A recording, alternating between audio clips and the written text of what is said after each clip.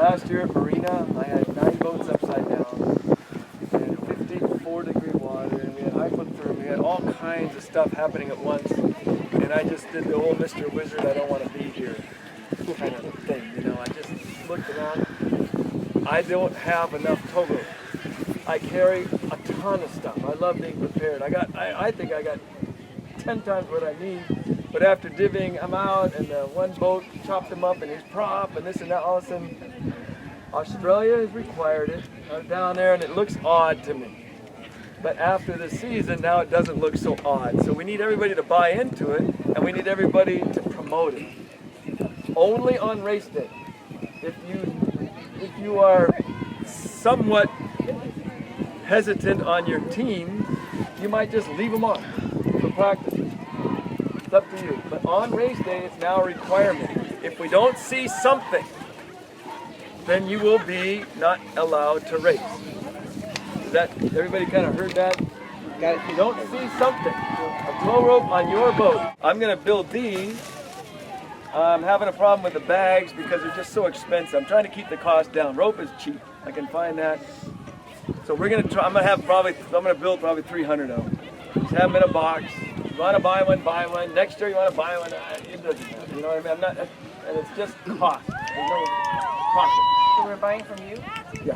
Okay. So the idea with this one, this is a stuff bag. You don't need to coil it. You just take the piece of rope and you just stuff it inside. Okay? This end of the rope, I got a knot right in here, so you've got about enough line, about 4 feet, to do something around your front yaku. If you have spray covers on, okay, if you had a spray cover on, the last thing you do is just go and make some kind of a circle or figure 8 around here.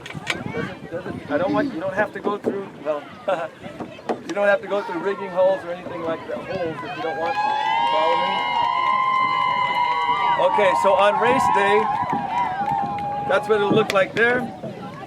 I just have, we're still developing, but there's a couple of straps.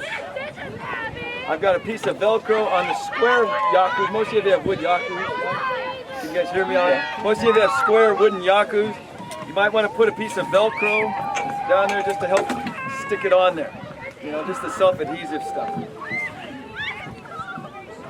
Let me do this again. Hold that, bud. Now this end is the one that's going to go to the motorboat. Okay? And all I'm going to do, hold on.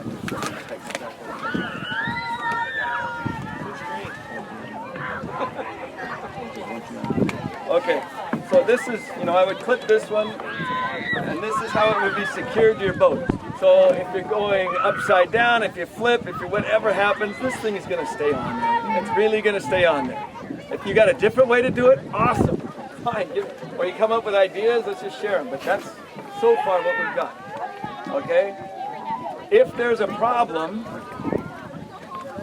we'll talk later about stuff. But if there's a problem, it's a lot easier if this is done this way, instead of me coming up to a boat and trying to get you a line. We got clips, hey, go around, come on guys. If you're in trouble, all we're gonna do is just get this off and get this in. Doesn't matter. I'm gonna have the floats probably on the loop, okay? That just has to get to the motorboat. That's all it has to happen. Okay, I got about, this is about 80 feet. It's a stuff bag, like a sleeping bag kind of thing. It doesn't matter if it goes over or under, it really doesn't matter. All that's happening right now is there's a boat in trouble and we got to get it out. Okay, so this is good enough. Now, we're going to have a piece of rope that's blue or red. It's a smaller diameter line, and you see what Bud's doing right here? Can y'all see it? Instead of the half hitch, anybody, you don't need training. Anybody can go reach over. You're going to be in the water like this, right? Just reach over and tie any kind of knot you can. That's a squirt, any kind of knot. Doesn't matter. Do it. So you've got to control the bow.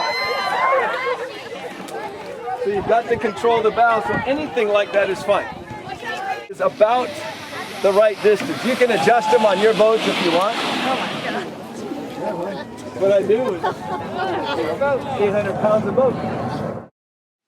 Okay, we're going to show you now how a typical situation for deploying the tow line. The coach or the steersman's made the call, your boat's broken for some reason, you got to get towed in. What we would like you to do is have 4 of your paddlers swim towards the escort boat that's going to be towing you. That way, upon deploying the tow rope, you're not waiting for other people to get in the escort boat as the line's being passed off to the tow vessel. In this shot here, you see a guy with a yellow helmet on. He is a film cameraman. He's not part of the crew. Now we see 2 guys getting in the escort boat, and there's 2 more swimming towards the escort boat.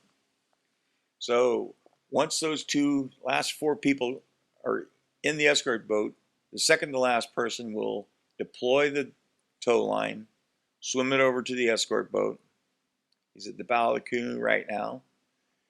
And once he passes that line off to the towing vessel, your last person will go and tie the tow line, to the bow of the canoe with the extra line that's attached to the bow.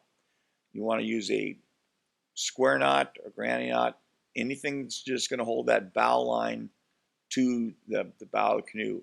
What this is doing is putting the tow line at the farthest point forward on the canoe. Cameraman's getting a close-up shot of that. Now your last man starts swimming towards the canoe. Stay away from the prop as you get in. Take your time getting in that escort boat because it's probably rough. And that's how a proper procedure for deploying the tow line.